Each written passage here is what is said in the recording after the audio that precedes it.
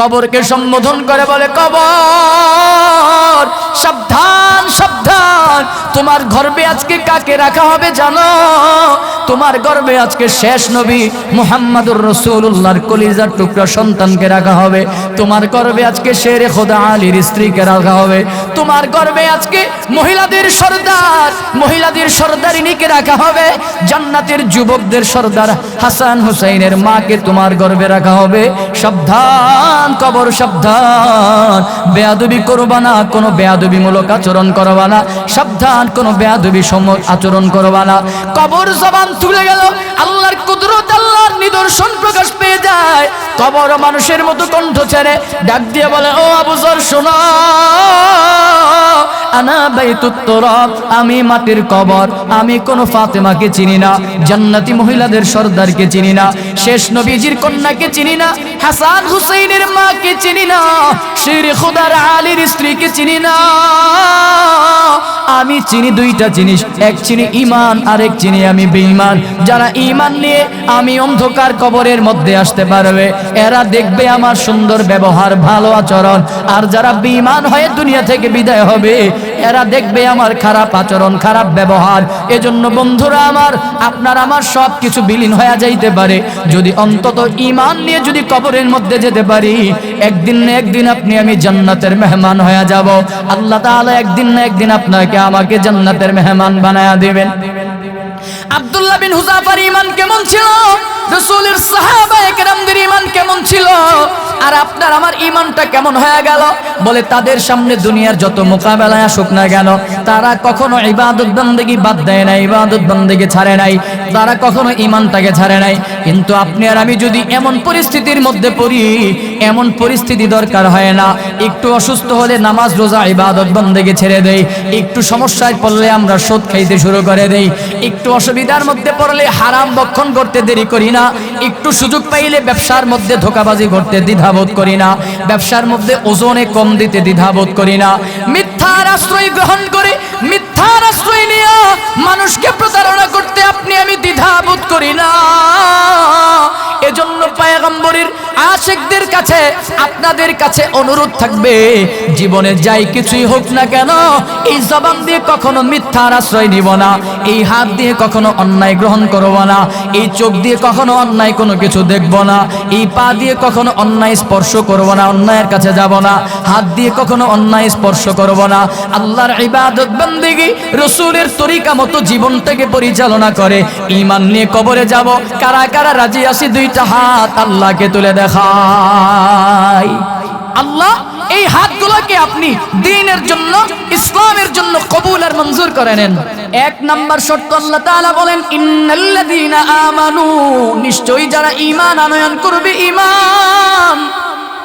দুই নাম্বার শর্ত লাগবে, ওয়া আমিলুস সালিহাত, ঈমান আনয়ন করার পরে যারা আমলে সালেহ করবে, যারা সৎ আমল করবে, আমলে সালেহ করবে, এই দুইটা গুণ যার মধ্যে পাওয়া যাবে, আল্লাহ পাক রব্বুল ইজ্জত জালাল বলেন, কানাত লাহুম জান্নাতুল ফিরদাউসি নুজুলা, আমি আল্লাহ তোমাদেরকে জান্নাতুল ফিরদাউসের মেহমান বানায় দেব। যেই মানুষের অন্তরের মধ্যে ঈমান থাকবে, ওই মানুষটাকে বলা হয় মুমিন। ঈমান যার অন্তরের মধ্যে থাকবে, তার নাম মুমিন। ঈমানের দাম যেমন, মুমিনেরও দাম তেমন। একজন মুমিনের দাম আল্লাহর কাছে কেমন জানো? মুসলিম শরীফের বর্ণনার হাদিসের মধ্যে পয়গম্বর জানাইয়া দেন, قال رسول الله صلى الله عليه وسلم لا تقوم الساعة حتى يقال في الأرض الله الله। পয়গম্বর আকরাম সাল্লাল্লাহু আলাইহি ওয়াসাল্লাম বলেন, ততক্ষণ পর্যন্ত আল্লাহ তাআলা কিয়ামত সংগঠিত করবেন না। লা তাকুমুস সাআ, ততক্ষণ পর্যন্ত জমিন ধ্বংস হবে না, কিয়ামত সংগঠিত হবে না। বলে কতক্ষণ? কতক্ষণ? হাত্তা ইউকালা ফিল আরদি আল্লাহ আল্লাহ, যতক্ষণ পর্যন্ত জমিনের মধ্যে একজন আল্লাহর বান্দা থাকবে, জবান দিয়ে উচ্চারণ করবে আল্লাহ। একজন ইমানদারও যদি জমিনের মধ্যে জেমে থাকে, একজন ইমানদারও যদি জমিনের মধ্যে থাকে, যে ইমানদারের জবান দিয়ে বের হবে আল্লাহ, এই আল্লাহ বলনেওয়ালা কোনো ব্যক্তি যদি দুনিয়ার মধ্যে জীবিত থাকে, আল্লাহ তাআলা ততক্ষণ পর্যন্ত এই জমিনটাকে ধ্বংস করবেন না, কিয়ামত দিবেন না। আল্লাহু আকবার। এজন্য মুহাব্বতে বলেন ঈমানের দাম আছে না নাই? ঈমান আনয়ন করা লাগবে। ঈমানের দাম কত? বলে যেই মানুষটার মধ্যে ঈমান থাকবে, যেই মানুষটার মধ্যে ঈমান থাকবে, ক্বালা রাসূলুল্লাহ সাল্লাল্লাহু আলাইহি ওয়াসাল্লাম, মান ক্বালা লা ইলাহা ইল্লাল্লাহ দাখালাল জান্নাহ। বলে যেই মানুষটা পড়লো আল্লাহ ব্যতীত কোনো ইলাহ নাই, তার মানে যেই মানুষটা ঈমান আনয়ন করলো, পয়গম্বর বলেন দাখালাল জান্নাহ, এই মানুষটা যেন জান্নাতের মধ্যে ঢুকে গেছে। এজন্য ঈমান বড় দামি একটা ব্যাপার, ঈমান বড় দামি একটা বিষয়। আমল নামার মধ্যে যদি গুনাহ ভরপুর থাকে, ওই গুনাহের শাস্তিগুলো ভোগ করার পরে একদিন না একদিন আপনার আমার গুনাহের শাস্তি প্রায়শ্চিত্ত হয়ে যাবে। আমল নামার মধ্যে যদি গুনাহ থাকে, একদিন না একদিন যখন আপনার আমার গুনার শাস্তি যখন ভোগ করা হয়ে যাবে, যখন গুনাহের শাস্তিগুলো যখন সম্পাদন হয়ে যাবে, কমপ্লিট হয়ে যাবে, বিনিময়ে যখন ঈমানটা থাকবে, যখন পরিত্যক্ত যখন ঈমানটা থাকবে, অবশিষ্ট ঈমান থাকবে, আল্লাহ তাআলা যার অন্তরের মধ্যে ঈমান থাকবে কতটুকু? বলে জাররা পরিমাণ। ওই জাররা পরিমাণ ঈমান বিশ্বাস যদি আল্লাহর প্রতি থাকে, তো আল্লাহ তাআলা ওই মানুষটাকে একদিন না একদিন জান্নাতের মেহমান বানায় দিবে। তবে শর্ত হলো নির্ভেজাল ঈমান লাগবে, শিরিক মুক্ত ঈমান লাগবে, বিদআত মুক্ত শিরিক মুক্ত ঈমান লাগবে। আপনার আমার পয়গম্বর এই যে রজব মাসে গত পরশু দিনের পূর্বে রজব মাস শেষ হয়ে গেল, আজকে তো শাবান মাসের 2 তারিখ। রজব মাসে আপনার আমার পয়গম্বর মেরাজের মধ্যে গেলেন। মেরাজ থেকে ফিরে আসার পরে আল্লাহর পয়গম্বর আপনার আমার জন্য 3টা হাদিয়া নিয়ে আসছিলেন। 1 নাম্বার হাদিয়া 5 ওয়াক্ত সালাত। বলে যেই মানুষটা 5 ওয়াক্ত নামাজ সঠিকভাবে সম্পাদন করতে পারবে, আল্লাহ তাআলা ওই বান্দাকে 50 ওয়াক্ত নামাজ পড়ার সওয়াব দিয়ে দিবে। 2 নাম্বার হাদিয়া উম্মতের জন্য, আপনার আমার জন্য সূরা বাকারার শেষ আয়াত সমূহগুলা। 3য় নাম্বার হাদিয়া ছিল আপনার আমার জন্য, পয়গম্বর বলেন যেই মানুষটা শিরিক মুক্ত, আল্লাহর সাথে অংশীদার মুক্ত ঈমান নিয়ে কবরে যাবে, আল্লাহ তাআলা ওই বান্দার জন্য ক্ষমার ঘোষণা করে দিয়েছেন, ক্ষমার ঘোষণা।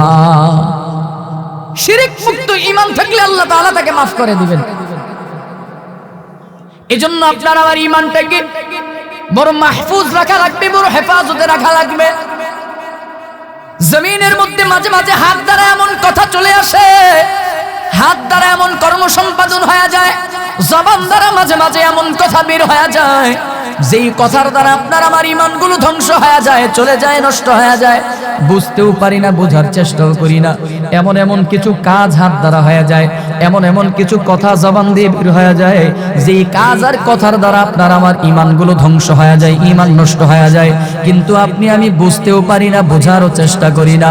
জানো কি বন্ধু, জানো ওই ঈমানটাকে মাহফুজ রাখতে হবে, ঈমান আনয়ন করতে হবে, ঈমানটাকে নবায়ন করা লাগবে। বলে কেমন করে ঈমান আনবা?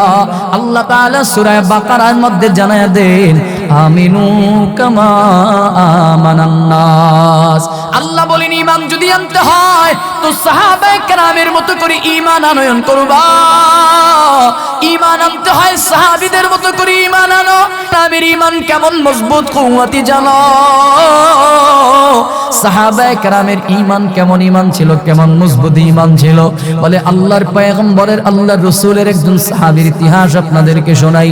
রাসূলের একজন সাহাবী, নাম তার হযরতে আব্দুল্লাহ বিন হুযায়ফা রাদিয়াল্লাহু তাআলা আনহু। তিনি কেমন ঈমানওয়ালা, কেমন কুওয়াতি ঈমানওয়ালা ছিল। ও সারপারের যুবক শোনো, তুমি আমি একজন যুবক মুসলমান, ঈমানদার, ঈমানওয়ালা। সাহাবায়ে কেরাম আব্দুল্লাহ বিন হুযায়ফা একজন যুবক ঈমানদার ছিল। তার ঈমানের বর্ণনা আমার আপনার ঈমানের অবস্থা কেমন শোনো। আব্দুল্লাহ বিন হুযায়ফা রাদিয়াল্লাহু তাআলা আনহু কেমন ঈমানদার ছিলেন। আব্দুল্লাহ বিন হুযায়ফা রাদিয়াল্লাহু তাআলা আনহু একটা যুদ্ধের মধ্যে অংশগ্রহণ করেন। ওই যুদ্ধটা হলো ইসলামের দ্বিতীয় খলিফা হযরতে ফারুক আযম রাদিয়াল্লাহু তাআলা আনহুর জামানার কালের কথা। ওই সময় মুসলমানদের সাথে আর রোম খ্রিস্টানদের সাথে একটা যুদ্ধ সংগঠিত হয়, যে যুদ্ধের মধ্যে হযরতে আব্দুল্লাহ বিন হুযায়ফা অংশগ্রহণ করেছিল। ওই সময়টায় দুইটা সাম্রাজ্য ছিল, ওই সময়টায় দুইটা সাম্রাজ্য ছিল, বড় পাওয়ারফুল ক্ষমতাধর রাষ্ট্র ছিল। একটা হলো রোম, আরেকটা হলো পারস্য। একটা হলো রোম, আরেকটা হলো পারস্য। ঠিক বর্তমানে যেমন আমেরিকা সুপার পাওয়ারওয়ালা, বর্তমানে যেমন রাশিয়া সুপার পাওয়ারওয়ালা, বর্তমানে যেমন ওই যে ইরান সুপার পাওয়ারওয়ালা, আমেরিকার মতো করে তৎকালীন জামানায় সেই রোম আর পারস্য ক্ষমতাধর ছিল। বলে কেমন ক্ষমতাধর, কেমন ক্ষমতাধর ছিল জানো?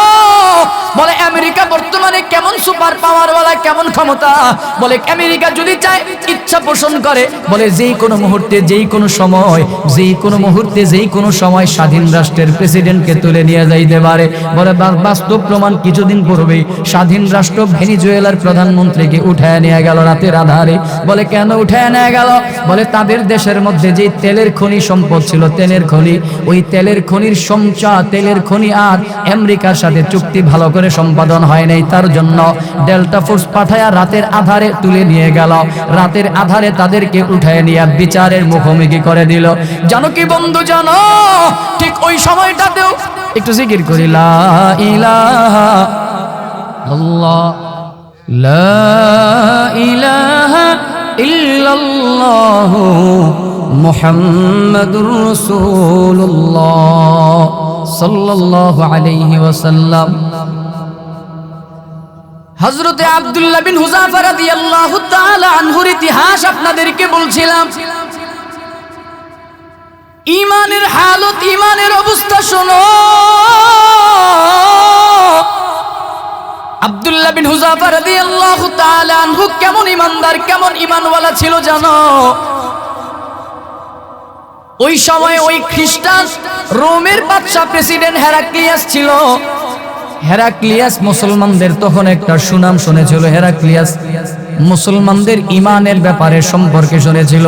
বলে মুসলমানদের ঈমানের সামনে দুনিয়ার সব কিছু তুচ্ছ, দুনিয়ার সব কিছু একেবারে তুচ্ছ।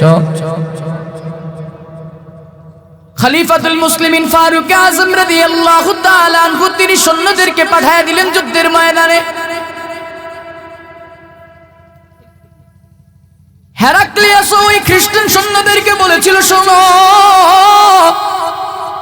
বলে যুদ্ধের ময়দান থেকে যদি পারো মুসলমান কিছু সৈন্যদেরকে আটক করে নিয়ে আসবা, যদি পারো মুসলমান সৈন্যকে আমার কাছে নিয়ে আসবা, আমি তাদেরকে পরীক্ষা করে দেখব। পরীক্ষা করার জন্য সংক্ষেপে বলছি, যুদ্ধ শুরু হয়ে গেল। যুদ্ধের ময়দান, ঘটনাক্রমে যুদ্ধের ময়দানে কিছু মুসলমান সৈন্যরা আটক হয়ে গেল, বন্দী হয়ে গেল। তাদের মধ্যে হযরতে আব্দুল্লাহ বিন হুযাফা রাদিয়াল্লাহু তাআলা আনহু ছিলেন। ওই সৈন্যদের মধ্য থেকে, বন্দীদের মধ্য থেকে বাছাই করে আব্দুল্লাহ বিন হুযাফা রাদিয়াল্লাহু তাআলা আনহুকে বাদশার রাজপ্রাসাদে নিয়ে যাওয়া হয়। আব্দুল্লাহ বিন হুযাফা রাদিয়াল্লাহু তাআলা আনহুকে বাদশার কাছে নিয়ে যাওয়ার জন্য, বাদশার কাছে পৌঁছাবার পূর্বে তার জন্য একটা গেট তৈরি করা হলো। গেটটা কেমন করে তৈরি করা হয়? বলে গেটটা ছোট করে, একেবারে চিকন করে ছোট করে গেটটা তৈরি করা হলো। তার মানে কেউ যদি এই গেট দিয়ে প্রবেশ করতে চায়, সে এই গেট দিয়ে ঢুকতে গেলে মাথাটাকে নত করে, মানে সিলিন্ডার করে বাদশার কাছে আত্মসমর্পণ করে তারপর সেই গেট দিয়ে প্রবেশ করা লাগবে, এমন করে তৈরি করলো।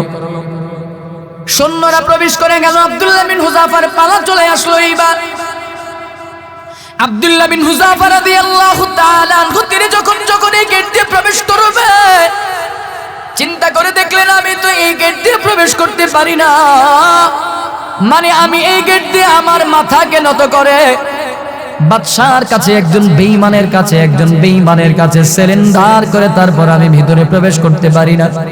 কি করব? সবাই তো আগে মাথা দেয়, মাথাটাকে নত করে তারপর ভিতরে প্রবেশ করে। আব্দুল্লাহ বিন হুযাফা চিন্তা করলেন আমি এইভাবে না, বলে কি করব? আমি বিকল্প একটা ব্যবস্থা করব। সেই ব্যবস্থাটা হলো, সবাই তো আগে মাথা দেয়, আগে মাথা দিয়ে মাথাকে নত করে তারপর প্রবেশ করে। আমি আগে মাথা না, আগে পা দিব, মাথাটাকে পিছন দিক দিয়া এরপর আমি ভিতরে প্রবেশ করব। যেমন চিন্তা তেমন কাজ। আগে তিনি পা দিয়া পিছন দিকে মাথা দিয়ে বুঝায় দিলেন, ও হেরাক্লিয়াস শোনো, দুনিয়ার সব মানুষগুলো যদি তোমার কাছে সিলিন্ডার করে মাথা নত করতে পারে, কিন্তু আমি ইমানদার আব্দুল্লাহ বিন হুযাফা, তোমার কাছে মাথা নত করব না, আমার কাছে তোমার পাওয়ার হলো জিরো। আব্দুল্লাহ বিন হুযাফা বুঝিয়ে দিলেন, আমার কাছে তোমার ক্ষমতা, তোমার পাওয়ার হলো জিরো। নবীজির মোহাব্বত অন্তরের মধ্যে কেমন আছে জানো? দুনিয়ার সব ক্ষমতা তুচ্ছ। বুঝিয়ে দিলেন, আমার কাছে তোমার পাওয়ার হলো জিরো। ইমানদার যদি মাথা নত করতে হয় দুনিয়ার কোন মানুষের সামনে না, একটু মোহাব্বতে বলবেন মাথা নত করতে হয়, ইমানদার মাথা নত করবে কার কাছে? দুনিয়ার কোন বাদশা, দুনিয়ার কোন ক্ষমতার কাছে মাথা নত করতে পারে না। সৈন্যদের তো রক্ত গরম হয়ে গেল, এত বড় দুঃসাহস, আমাদের বাদশাকে তুমি বৃদ্ধাঙ্গুলি দেখাও, বৃদ্ধাঙ্গুলি দেখাইলা। আব্দুল্লাহ বিন হুযাফা প্রাসাদের মধ্যে, রাজপ্রাসাদে প্রবেশ করার পরে বাদশার পাশে একটা চেয়ার খালি পড়ে থাকলে দেখলেন, ওই চেয়ারের মধ্যে তিনি সোজা গিয়ে বসে পড়লেন, চেয়ারের মধ্যে বসলো। পাশেই হেরাক্লিয়াসের ভাই বসা। হেরাক্লিয়াসের ভাই তলোয়ার বের করে ফেললো। বলে কেন? বলে এত বড় দুঃসাহস, বাদশার অনুমতি ব্যতীত তুমি চেয়ারের মধ্যে বসে পড়লা, কল্লা ফালায়া দিব, তোমাকে দুনিয়া থেকে বিদায় করে দিব। বাদশা বলেন, ধৈর্য ধারণ করো, পরীক্ষা করার জন্য আনলাম, পরীক্ষা করতে দাও। বাদশা হেরাক্লিয়াস এবার আব্দুল্লাহ বিন হুযাফাকে ডাক দিয়ে বলে, আব্দুল্লাহ, তোমাকে আমার কাছে কেন নিয়ে আসলাম তুমি কি জানো? আব্দুল্লাহ বলে, না না জানি না, কেন নিয়ে আসছো আমাকে বলো। হেরাক্লিয়াস বলে, আব্দুল্লাহ, আমার একটা সুন্দরী কন্যা আছে, সুন্দরী একটা মেয়ে আছে, বড় সুন্দরী রমণী রূপবতী। আমার মেয়েটাকে আমি তোমার কাছে বিবাহ দিতে চাই, তবে বিনিময়ে শর্ত হলো তোমাকে ইসলাম ধর্ম ত্যাগ করে তোমাকে খ্রিস্টান ধর্ম গ্রহণ করা লাগবে। আব্দুল্লাহ বিন হুযাফা রাদিয়াল্লাহু তাআলা আনহুকে যখন এই শর্ত দেওয়া হয়, জানো কি মুসলমান জানো, ও সারপারের যুবক বন্ধুরা মন দিয়ে শোনো, আব্দুল্লাহ বিন হুযাফা তখন একটা জবাব দিয়েছিল, ইয়া কালবার রোম, হে রোমের কুত্তা। আল্লাহু আকবার বলেন না। ক্ষমতাধর বাদশার কাছে, বাদশার সামনে দাঁড়ায় বাদশাকে বলে, ইয়া কালবার রোম, হে রোমের কুত্তা। আব্দুল্লাহ বিন হুযাফা ডাক দিয়ে বলে, হে রোমের কুকুর, শোনো, শুধুমাত্র তোমার একটা কন্যা সন্তান কেন, গোটা দুনিয়ার কন্যা সন্তানগুলোকে আইনা যদি আমার পায়ের মধ্যে ঢাইলা দাও, আর বিনিময়ে যদি বলো ঈমান ছাড়তে হবে, আল্লাহর কসম দুনিয়ার সব মেয়েদেরকে লাথি মারবো, মাগার যেই ঈমান গলার মধ্যে পড়লাম সেই ঈমানের রশি কোনোদিন ছাড়ব না। হেরাক্লিয়াস বলে, আব্দুল্লাহ, একটা মজার একটা ব্যাপার আছে, মজার ব্যাপার। বলে, কি মজার ব্যাপার বলো। বলে, আমার শুধুমাত্র একটাই সন্তান, একটাই মাত্র কন্যা সন্তান, আমার আর কোনো সন্তান নাই, ছেলেও নাই, আর কোনো মেয়েও নাই, একটাই মাত্র সন্তান। আমার এই মেয়েটাকে আমি তোমার কাছে বিবাহ দিতে চাইলাম, যদি তুমি আমার মেয়েটাকে এখন বিবাহ করো তো অর্ধেক রাজত্ব, অর্ধেক সম্পত্তি আমি তোমার নামে লিখে দিব, বাকি অর্ধেক রাজত্ব রোম সাম্রাজ্যের, বাকি অর্ধেক পাওয়ার, অর্ধেক রাজত্ব আমার মৃত্যুর পরে তুমি অনবরতে একেবারে অটোমেটিক পাওয়া যাইবা। বলে, বিনিময়ে তোমাকে ঈমান ছাড়তে হবে, খ্রিস্টান ধর্ম গ্রহণ করা লাগবে। আব্দুল্লাহ বিন হুযাফা ডাক দিয়ে বলে, শোনো, শুধুমাত্র তোমার একটা কন্যা সন্তান কেন, গোটা দুনিয়ার মেয়েগুলোকে আইনা যদি পায়ের মধ্যে ঢেইলা দাও, শুধুমাত্র তোমার এই রোম সাম্রাজ্যের ক্ষমতা পাওয়ার কেন, গোটা দুনিয়ার বাদশাহী আইনাও যদি আমার পায়ের মধ্যে ঢেইলা দাও, আর বিনিময়ে যদি বলো ঈমান ছাড়তে হবে, আল্লাহর কসম দুনিয়ার সব ক্ষমতাকে ছাড়তে পারবো, লাথি দিতে পারবো, মাগার ঈমান কোনোদিন ছাড়বো না। আল্লাহু আকবার বলেন না। এই সুযোগ আর সুবিধা যদি আপনি আমি পাইতাম, আপনার আমার অবস্থা কেমন হইতো? আপনি আর আমি যদি এই সুযোগ পাইতাম, এই অফার পাইতাম, তখন জবান দিয়ে অটোমেটিক বের হয়ে যাইত, সময় সুযোগ বারবার আসে না, অফার বারবার আসে না, একবারই অফার আসে, নাও এই অফারটাকে লুফে নাও, ঠিক কিনা? হেরাক্লিয়াস, বাদশা হেরাক্লিয়াস বলে, না না, তাকে লোভ দেখায় কন্ট্রোল করা সম্ভব না, লোভ দেখায় ঈমানকে ক্রয় করা সম্ভব না, তো কি করব? বলে, এবার একটা কাজ করো, যেহেতু লোভ দেখায় পারলাম না, এবার যাও তাকে ভয় দেখাও, ভয় দেখো, ভয় দেখায় তার ঈমানটাকে নষ্ট করতে পারো কিনা। বলে, কি করব? যাও তাকে জেলখানার মধ্যে বন্দী করে দাও। আব্দুল্লাহ বিন হুযাফা রাদিয়াল্লাহু তাআলা আনহুকে জেলখানার মধ্যে বন্দী করা হলো। জেলখানার মধ্যে বন্দী করা হয়। আর সৈন্যদেরকে বলে দেওয়া হলো, সাবধান, খবরদার, ও যেহেতু মুসলমান, ওরে খাদ্য দিবা না, খাবার দিবা না, কোনো পানি দিবা না। কতদিন পর্যন্ত? বলে যতদিন পর্যন্ত তার অবস্থা এমন না হবে, যদি আজকে খাবার না দেওয়া হয় দুনিয়া থেকে সে বিদায় হয়ে যাবে, মৃত্যুবরণ করবে। এমন পরিস্থিতি হওয়ার আগ পর্যন্ত তার খাবার দাবার সব বন্ধ করে দাও। জানো কি বন্ধু, জানো আব্দুল্লাহ বিন হুযাফাকে জেলখানার মধ্যে বন্দী করে দেওয়া হয়, খাবার দাবার পানিও বন্ধ, খাবার দাবারও বন্ধ করে দেওয়া হয়। আর একজন সৈন্য প্রতিদিন চেক করতো আব্দুল্লাহর অবস্থা কেমন, আব্দুল্লাহ বিন হুযাফার অবস্থা কেমন হয়ে গেল।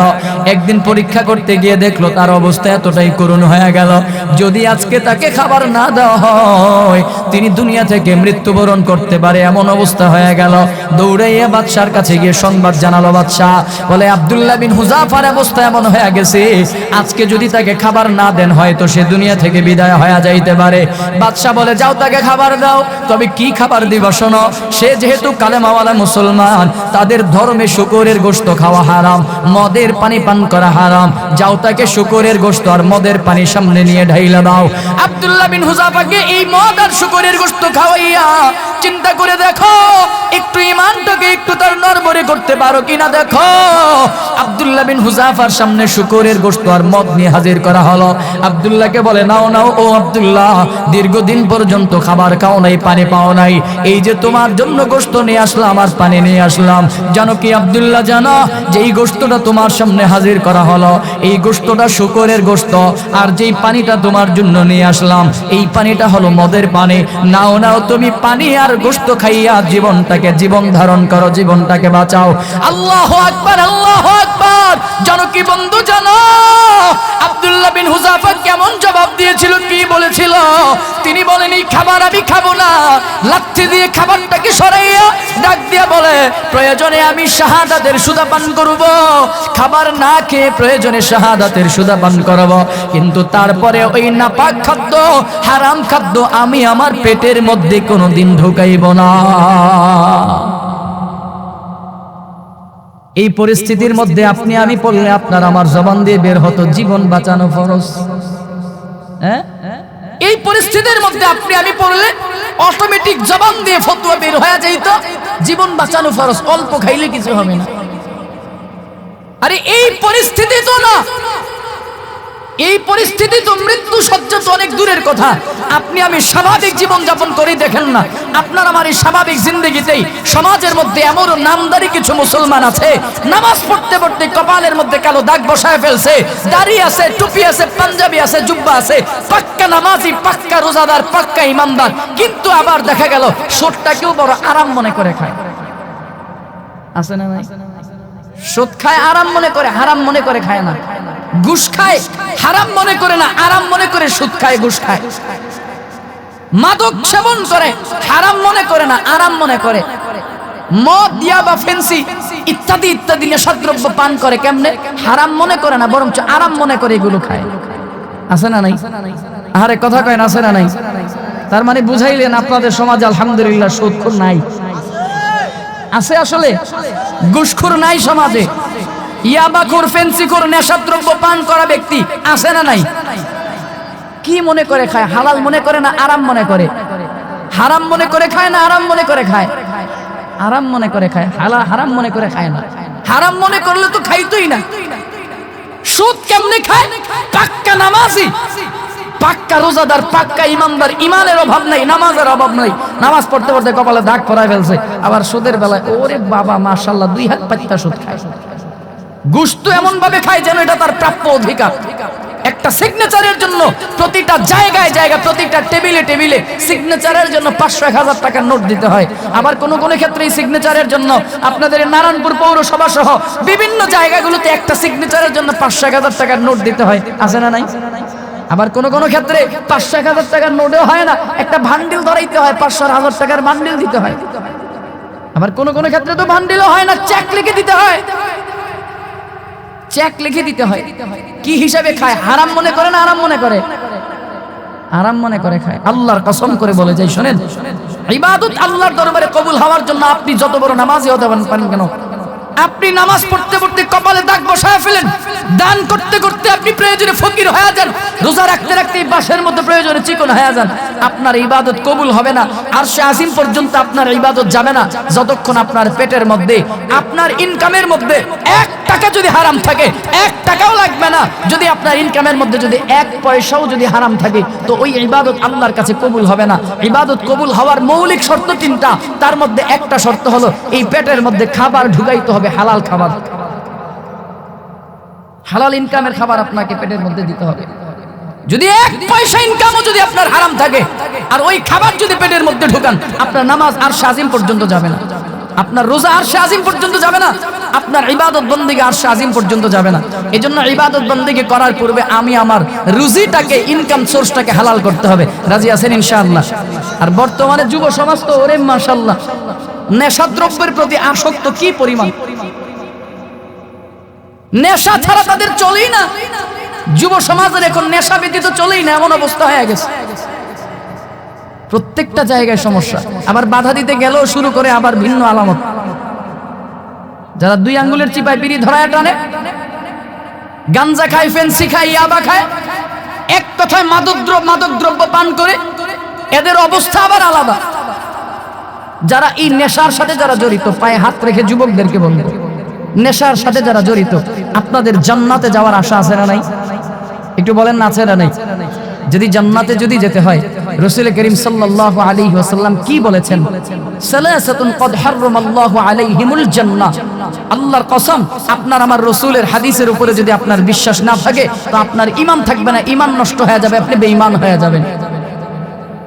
عن أبي هريرة رضي الله تعالى عنه قال قال رسول الله صلى الله عليه وسلم ثلاثة قد حرم الله عليهم الجنة। আল্লাহর পয়গম্বর রাসূল করিম সাল্লাল্লাহু আলাইহি ওয়াসাল্লাম বলেন, 3 শ্রেণীর মানুষের জন্য আল্লাহ তাআলা জান্নাতটাকে হারাম করে দিয়েছেন, হারাম হারাম। 3 শ্রেণীর মানুষের জন্য জান্নাতকে আল্লাহর পয়গম্বর রাসূল হারাম করে দিয়েছেন। 1 নম্বরে পয়গম্বর বলেন, নবীজি বলেন, সালাসাতুন ক্বাদ হারামাল্লাহু আলাইহিমুল জান্নাহ। 1 নম্বর হলো মুদমিনুল খাম ওয়াল আকলি ওয়ালিদাই। 3 নম্বর হলো ওয়াদাইয়ুস আল্লাযী ইউকিররু ফি আহলিহিল খাবাস।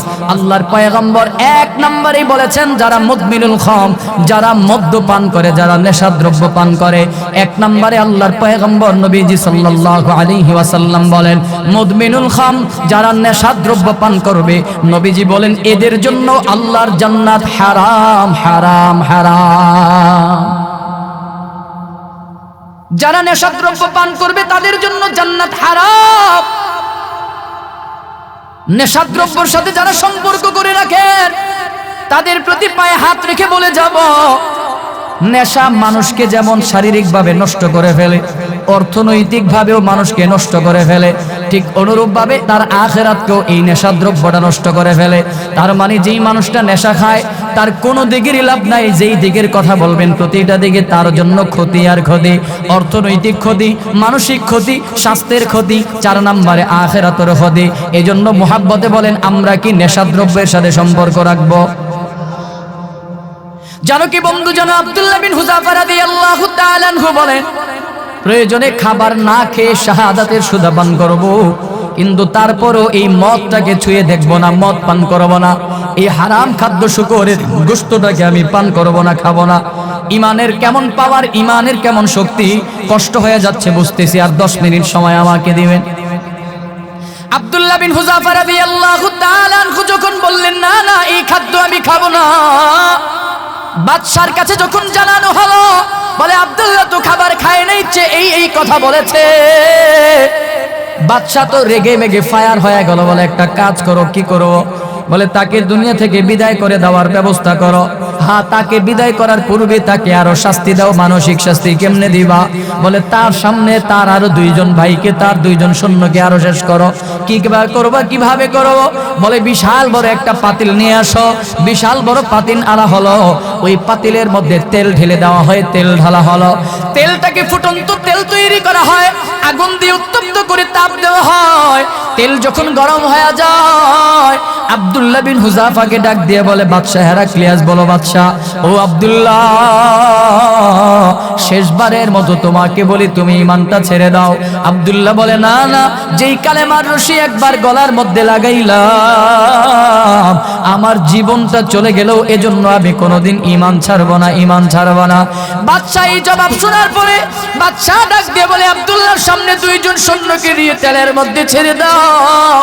ঠিক কথা মতো দুইজন সৈন্যকে নিয়ে তেলের কড়িয়ার মধ্যে, পাতিলার মধ্যে যখন ছেড়ে দেওয়া হয়, জানো কি বন্ধু, জানো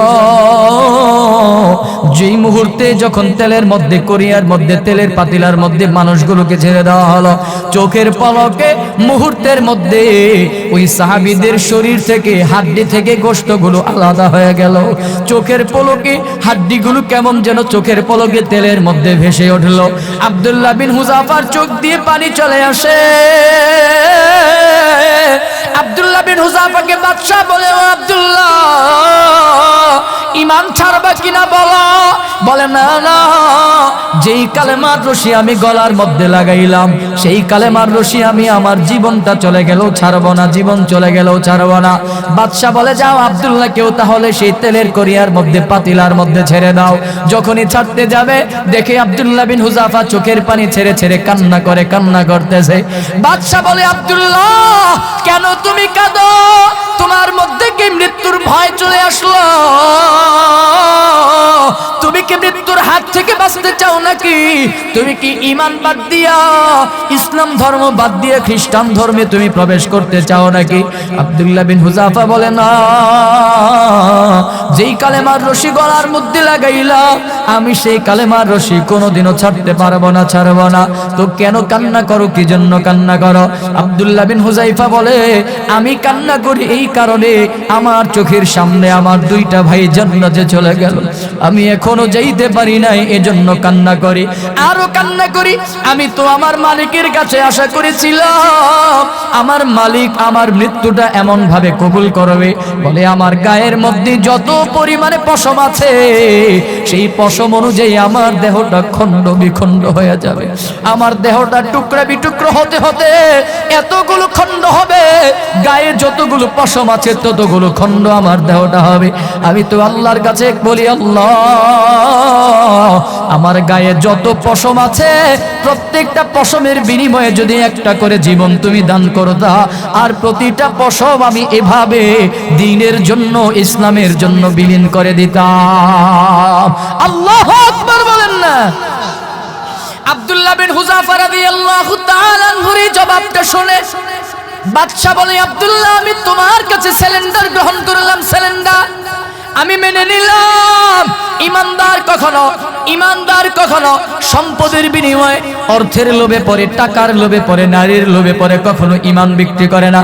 তারা তাদের জীবনটাকে বিলীন করে দিতে পারে কিন্তু তারপরও কোনোদিন ঈমানটাকে বিলীন করে না। আমি তোমার কাছে সিলিন্ডার। তবে আব্দুল্লাহ, শোনো, আমার তো একটা ইজ্জত আছে, আমার একটা সম্মান আছে, আমার ইজ্জতের খাতিরে, আমার সম্মানের খাতিরে তোমার কাছে একটা জিনিস চাইব, তুমি আমার কপালের মধ্যে একটা চুমু দিবা, আর ওই একটা চুমুর বিনিময়ে আমি তোমাকে মুক্তি দিয়ে দিব, মৃত্যু দিব না।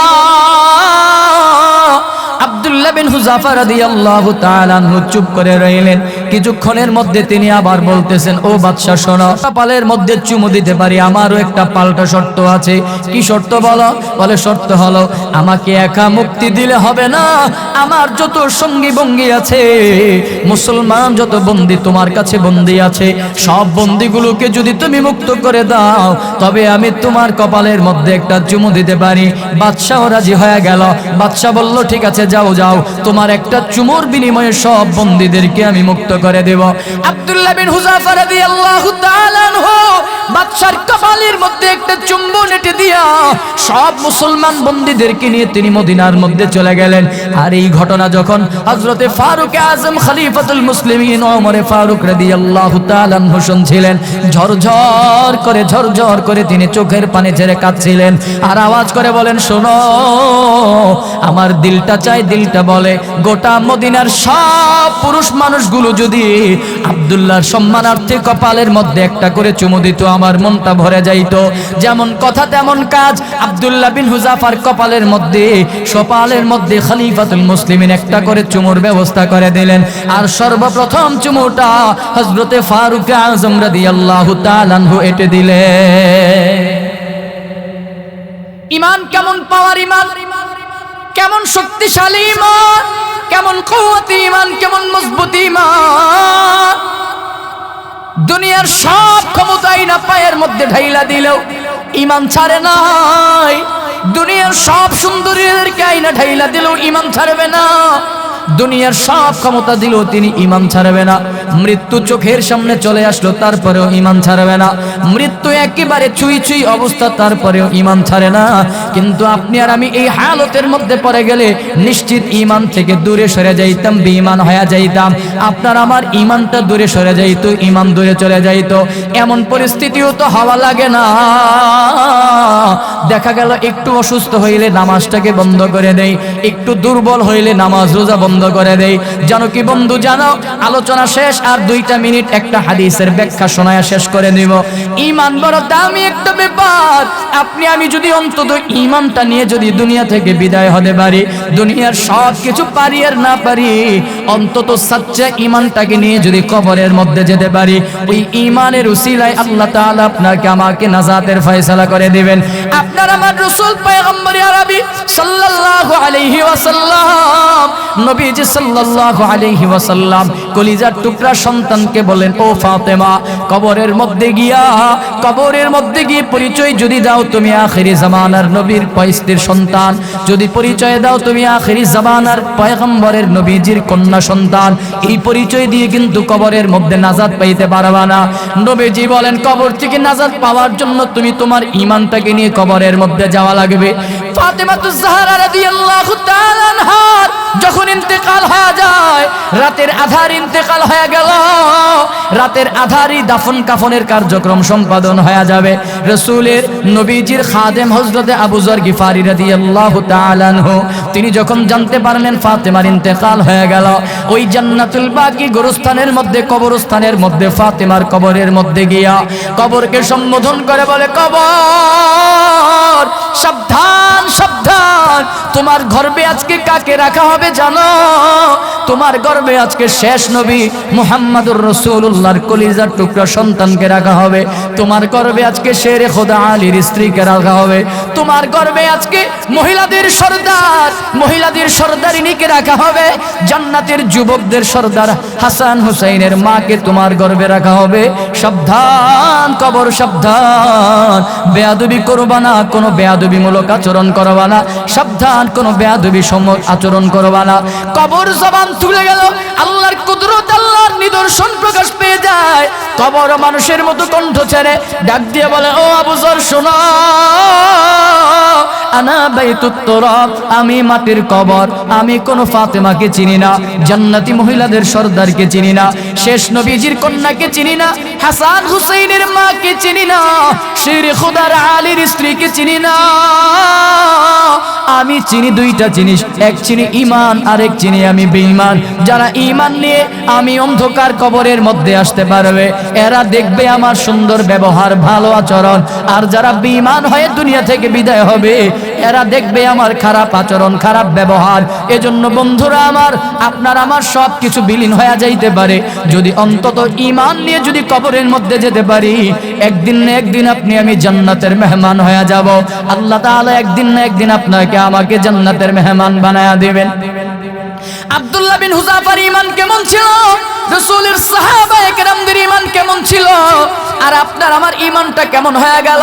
বলে তাদের সামনে দুনিয়ার যত মোকাবেলায় আসুক না কেন, তারা কখনো ইবাদত বন্দেগী বাদ দেয় নাই, ইবাদত বন্দেগী ছাড়ে নাই, তারা কখনো ঈমানটাকে ছাড়ে নাই।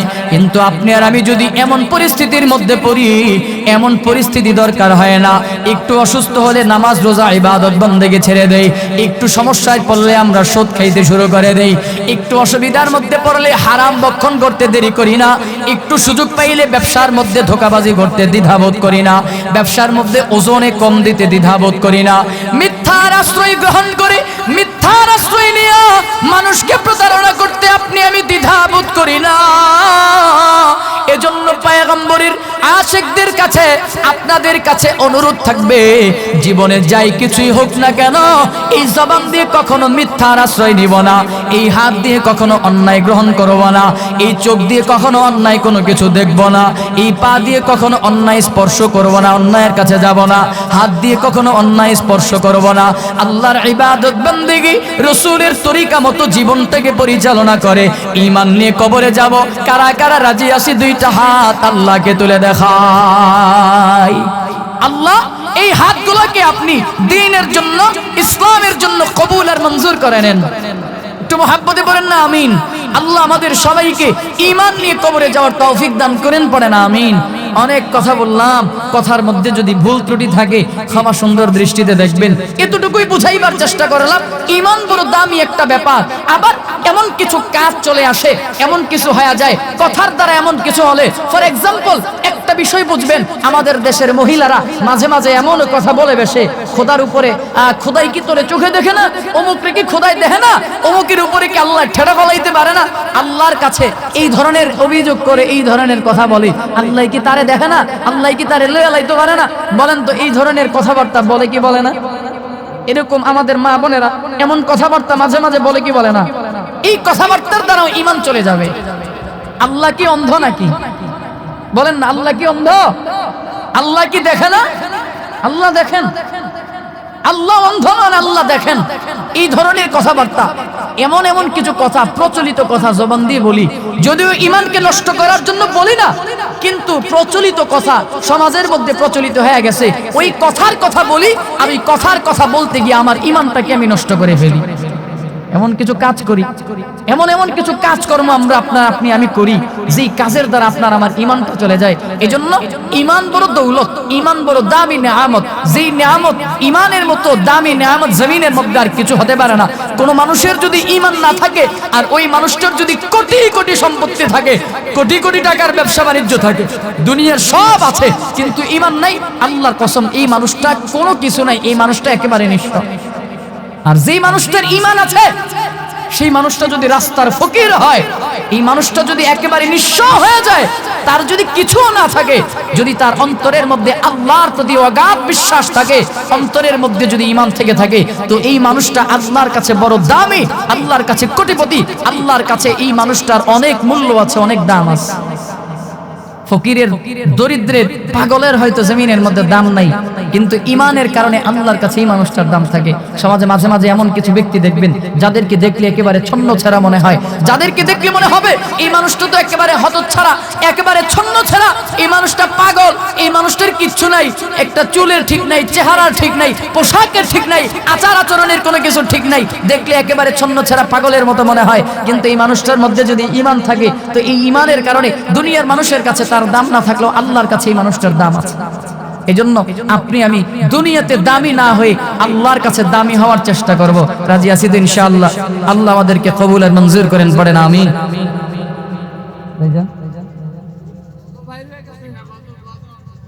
গজল বাকি রয়ে গেছে। আমার মুহাব্বতের ভাই, আপনাদের গ্রামের কৃতি সন্তান হযরত মাওলানা শাহপরান আহমদ সাইফি হাফিজাহুল্লাহ, আমার খুব মুহাব্বতের ভাই। আবার একদিকে আমার উস্তাদ, আলহামদুলিল্লাহ পড়ে না, বলতে পারেন বলে আপনি কই, আমনে কই, আর এই বেটার বাড়ি কই, আমনের আবার উস্তাদ হয় কেমনে? হ্যাঁ, আমার ইংলিশ টিচার। আলহামদুলিল্লাহ পড়বেন না? হযরত মাওলানা হাফেজ শাহপরান আহমদ সাইফি হাফিজাহুল্লাহ আপনাদের গ্রামের সন্তান, কিন্তু আপনার এই গ্রামের এই রত্নটার দ্বারা আল্লাহ তাআলা বাংলাদেশে অনবদ্য এক খেদমত আল্লাহ তাআলা ওনার দ্বারা নিয়ে যাচ্ছেন। ওনার দ্বারা আল্লাহ তাআলা এমন এক খেদমত নিচ্ছেন, সেটা হলো এই আলেম সমাজ, আমাদের ডক্টর মিজানুর রহমান আজহারি হাফিজাহুল্লাহ। ইনি যেমন ইংলিশে কথা বলে না, উনি সহ আরো যারা উলামায়ে কেরাম যারা ইংলিশে পারদর্শী, এই উলামায়ে কেরামদেরকে ইংলিশ শেখানোর পিছনে বর্তমান ইয়াং জেনারেশন উলামায়ে কেরাম যারা ইংলিশ শিখে, তাদের অধিকাংশই দেখা যাবে, ঘুরে ফিরে খুঁজলে দেখা যাবে অধিকাংশ ছাত্রই ওনার হাতের ছাত্র। ঢাকার সেই প্রতিষ্ঠিত একটা প্রতিষ্ঠান মাদ্রাসাতু আহমদ ঢাকা, ইংলিশ এডুকেশন একটা প্রতিষ্ঠান, সেখানে উনি সিনিয়র শিক্ষক, সিনিয়র উস্তাদ, দেশের খেদমত করে যাচ্ছেন ওলামায়ে কেরামের জন্য। আপনাদের অহংকার, আপনাদের গৌরব। আল্লাহ তাআলা প্রিয় ভাইয়ের এই খেদমতের মধ্যে বারাকা দান করেন, আমিন পড়েন না?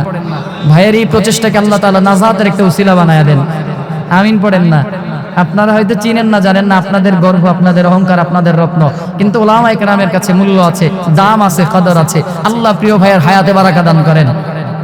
কি গজল শুনবেন বলেন, নরম না গরম? ওরে আল্লাহ, হ্যাঁ ঠান্ডা লেগে গেছে, গরম লাগবো? আওয়াজ দিতে পারবেন ইনশাআল্লাহ? নারায়ে তাকবীর, লিল্লাহি তাকবীর।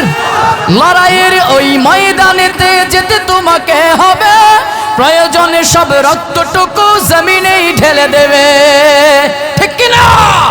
লড়াইয়ের ওই ময়দানেতে যেতে তোমাকে হবে, প্রয়োজনে সব রক্তটুকু জমিনেই ঢেলে দেবে, তবু তোমায় লড়তেই হবে, মানবে না পরাজয়। বিপ্লব মানে জীবন দেয়া, বসে থাকা নয়, সেই কোনো দিন আসবে না রে, করো যদি ভয়। আসবে বিজয় রক্ত আর জীবনের বিনিময়, আসবে বিজয় রক্ত আর জীবনের বিনিময়। বিপ্লব মানে জীবন দেয়া, বসে থাকা নয়, সে কোনো দিন আসবে না রে, করো যদি ভয়, ঠিক কিনা? এরপর আর কি শুনবেন বলেন? আপনাদের পছন্দের কিছু আছে? হ্যাঁ, ফেসবুক চালাননি আপনারা? ফেসবুক আছে? আমাদের বড় ভাই কলরবের সম্মানিত পরিচালক, আমাদের বড় ভাই উস্তাদ হযরত মাওলানা মুফতি সাইদ আহমদ সাহেবের জনপ্রিয় কিছু নাশিদ আছে, এর মধ্যে ফেসবুক হলো একটা, শুনবেন নাকি? হ্যাঁ, একটা আওয়াজ দিতে পারবেন ইনশাআল্লাহ? ডিজিটাল আমগো দেশে, ওরে আমগো দেশে ফেসবুক আছে, আমরা বলদ না। আমগো দেশে ফেসবুক আছে, আমরা বলদ না। আমগো দেশে ফেসবুক আছে, আমরা বলদ না। ফেসবুক থাকলে আমগো তো আর কিছুই লাগে না, ঠিক না? এরপরে কি শুনবেন বলেন? হ্যাঁ, নারায়ে তাকবীর, আল্লাহু আকবার। আচ্ছা, ওইদিকে যাবো, তবে তার পূর্বে আমগো মুরব্বীরা কইতাছে, এইডি কি কয়, এইটা নিতান্ত শুনতে মন চায় না, বলে আমগো আগের যুগের গান শুনতে ভালো লাগে। কি মুরব্বীরা এডি কইবো না? হ্যাঁ, মুরব্বীদের পরিচিত কিছু পছন্দের কিছু গজল আছে। আমাদের বাংলাদেশের প্রবীণ শিল্পী ছিলেন, মুরব্বীরা চিনবে, বহুত আগের পুরান যুগের শিল্পী, সহজ সাবলীল, সুন্দর কথা, সুন্দর সুর, সহজ সুর, সহজ কথায় তিনি মানুষকে মনোরঞ্জন দিতেন। সেই আমাদের প্রয়াত শিল্পী আব্দুল আলিমের কিছু গান আছে, যেই গানগুলো, যেই কথাগুলো, যেই গজলগুলো আমাদের প্রত্যেকের মুখে মুখে এখনো আছে। পরের জায়গা, পরের জমিন, আল্লাহু আল্লাহু, হ্যাঁ, তারপরে এরকম কাল যুগের অনেক কিছু গজল আছে, অনেক কিছু কথা আছে। সেখান থেকে চলেন সবাই মিলে একটু গাইতে চাই, পরের জায়গা, পরের জমিন, সবাই মিলে একসাথে গাইবো, পারবো না ইনশাআল্লাহ? একটু একসাথে সবাই মিলে একটু গাইতে চাই। পরের জায়গা, পরের জমিন, ঘর বানায় আমি রই, আমি তো সেই ঘরের মালিক নই। একটু জবান খুলে সবাই মিলে একটু গাইতে চাই। পরের জায়গা, পরের জমিন, ঘর বানায় আমি রই, আমি তো সেই ঘরের মালিক নই, আমি তো সেই ঘরের মালিক নই। সেই ঘরে খানা যার জমিদারি, আমি পাই না তাহার হুকুম জারি। সেই ঘরে খানা যার জমিদারি, আমি পাই না তাহার হুকুম জারি। ওই আমি পাই না জমিদারের দেখা, ওই আমি পাই না জমিদারের দেখা, মনের দুঃখ কারে কই, আমি তো সেই ঘরের মালিক নই। পরের জায়গা, পরের জমিন, আমি তো সেই ঘরের মালিক নই। জমিদারের ইচ্ছা মতো দেই না জমি চাষ, তাই তো ফসল ফলে না রে দুঃখ 12 মাস। জমিদারের ইচ্ছা মতো দেই না জমি চাষ, তাই তো ফসল ফলে না রে দুঃখ 12 মাস। আমি খাজনা পাতি সবই দিলাম, তবু জমিন আমার হয় যে নীলাভ। আমি চলি যে তার মন জোগায়া, ওই আমি চলি যে তার মন জোগায়া, দাখিলায় মেলে না সই, আমি তো সেই ঘরের মালিক নই। পরের জায়গা পরের জমিন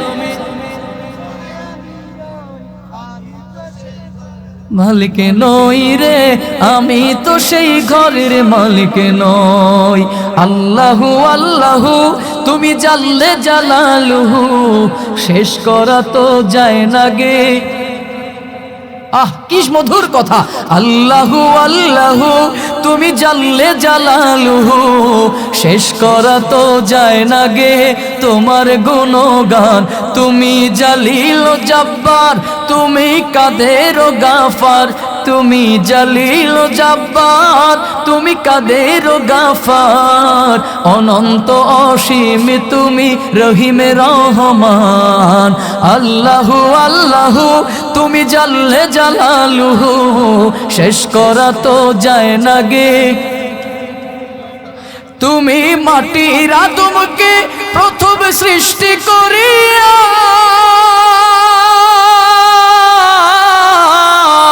তুমি মাটির আদমকে প্রথম সৃষ্টি করিয়া, ঘোষণা করিয়া দিলে শ্রেষ্ঠ বলিয়া। ও তাই নূরের ফেরেশতা করে আদমকে সেজদা, তাই নূরের ফেরেশতা করে আদমকে সেজদা। সবার চেয়ে দিলে মাটির মানুষকে সম্মান। আল্লাহু আকবার বলেন না। আল্লাহু আল্লাহু তুমি জাল্লে জালালুহু, শেষ করা তো যায় না গে তোমার গুণগান। আল্লাহু আল্লাহু। কত চমৎকার কথা বলতেন, কত চমৎকার কথা লিখে যাইতেন। আল্লাহ আমাদের সেই প্রয়াত শিল্পী আব্দুল আলিমের কবরটা আল্লাহ জান্নাতের বাগান বানায়া দেন। আমার এই বাজানরে দেখছি প্রাণ ভরে গাইছেন। এই মুরব্বীরা স্বতঃস্ফূর্তভাবে গাইতে পারে এরকম এই সুন্দর সুন্দর কথাগুলো এখনো মুরব্বীদের জবানে জবানে শোনা যায়, ঠোঁটে ঠোঁটে এখনো শোনা যায়। আল্লাহ ওনার কবরটা জান্নাতের বাগান বানায়া দেন। সর্বশেষ আমরা আমাদের প্রাণের রসুল, ভালোবাসার প্রিয় রসুল নবীজির মোহাব্বতে সবাই মিলে আরেকটা নাতে রাসূল গে তারপর আমরা দোয়া করে বাসায় ফিরে যাব। আল্লাহ তাআলা আমাদের আজকের এই মজমাকে কবুল করুক, আমিন পড়েন সবাই মিলে। সেই পুরনো আমাদের সেই আমাদের এই আদি যুগের সেই মুরব্বীদের কথা মনে বড় আশা ছিল যাব মদিনায়। সেই আমাদের সেই প্রিয় শিল্পীর জবানের এই কথাগুলো আমরা সবাই একসাথে মিলেমিশে একটু গাইতে চাই রসুলের মোহাব্বতে। মনে বড় আশা ছিল যাব মদিনায়, মনে বড় যাব মদিনায়।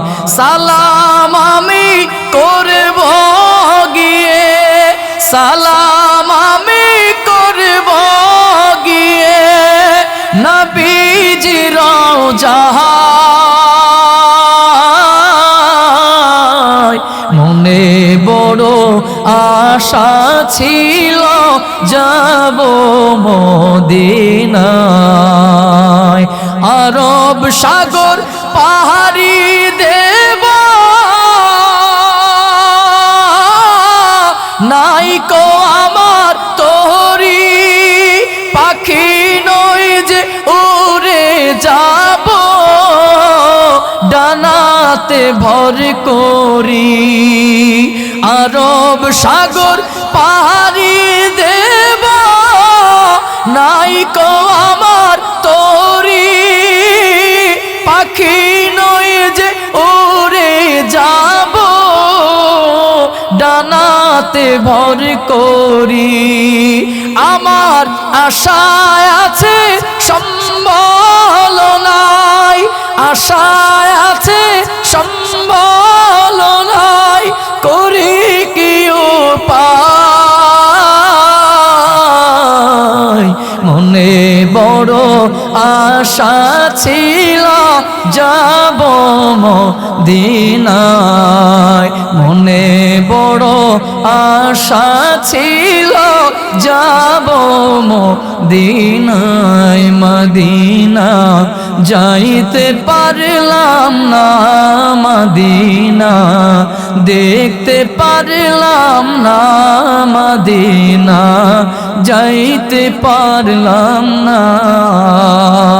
আমি অসহায় তাই এত দূরে রই, আমি অসহায় তাই এত দূরে রই, শুধু সালাম জানাই, মদিনা যাইতে পারলাম না, মদিনা দেখতে পারলাম না, মদিনা যাইতে পারলাম না। আল্লাহ আমাদের সবাইকে মদিনায় যাওয়ার তৌফিক দান করেন, পড়েন আমিন। জীবনে একবারের জন্য হলেও ওই সেই রসুলের মদিনা, মদিনাতুর রসুল, রসুলের সেই মদিনায় সবুজ গম্বুজের ছায়ার নিচে দাঁড়ায়া একবার আসসালাতু ওয়াসসালামু আলাইকা ইয়া রাসূলুল্লাহ একবার পড়ার সুযোগ আল্লাহ আপনি করে দেন। সকলে পড়েন আমিন। রসুলের রওজা মুবারকে আমাদেরকে যাওয়ার জন্য একবার আল্লাহ যেন কবুল করে নেন, পড়েন।